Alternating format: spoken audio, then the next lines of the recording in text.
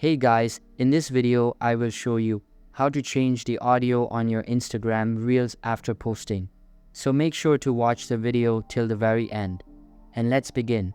Now, if you just published an Instagram Reel and you decided you don't necessarily like the song that's associated with that Reel, I'll show you your options and some limitations on the Instagram app. So let's hop into the app here.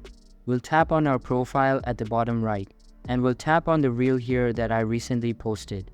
So you can see here at the very top, there is a song associated with this.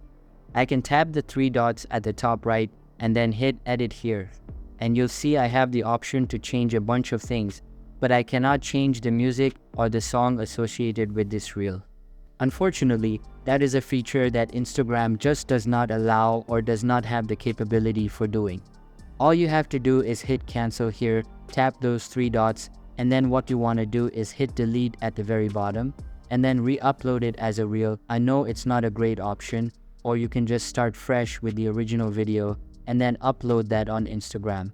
So unfortunately, there's no way to change that audio after posting it. You'll just have to upload that video again and choose a different song.